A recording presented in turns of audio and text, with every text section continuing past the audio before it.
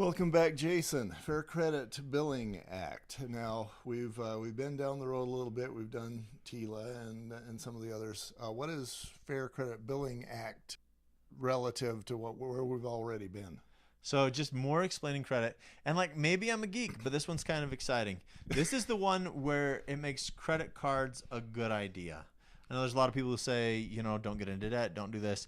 But this law, the Fair Credit Billing Act, makes credit cards cool. So what this says is your financial responsibility for unauthorized charges is $50. So you don't have to pay for merchandise that you ordered but never received, goods or services that you didn't accept or weren't delivered as promised, and double charges or incorrect charges. Mm-hmm. So this is the one where you dispute your credit card and they say, oh, don't worry, we'll cover it. Yes, they will, because it's the law. One of my credit card numbers was stolen once, and I think it was $3,000 for fitness equipment delivered to Texas. Called the credit card company and said, don't worry about it. We'll take care of it. So good stuff. But you still had to pay $50. No. Okay. No, the Fair Credit Billing Act limits your financial responsibility for unauthorized charges to just $50, and then says you don't have to pay for merchandise you ordered you never received, on and on and on. Okay. So the credit card company might do better than the feds require, but according to federal rules, it's $50 maximum. Right. Next is Fair Debt Collection Practices Act. Okay.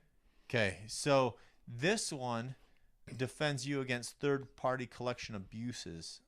Specifically, collectors are prohibited for bugging you, calling multiple times before 8 a.m. or after 9 p.m. or at work if you tell them that calls are jeopardizing your job.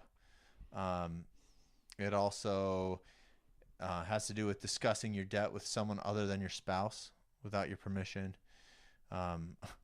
using profanity, making false claims or threats. If they say that they're going to sue you, they have to sue you. Oh, nice. Yeah.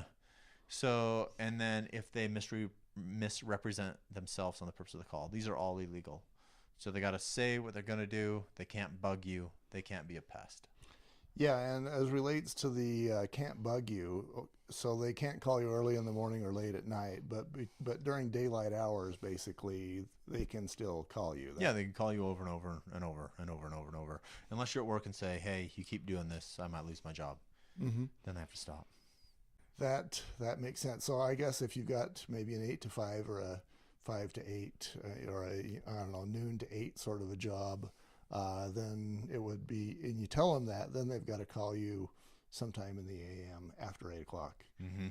And at least you can jack them around backwards, right? Something. Okay.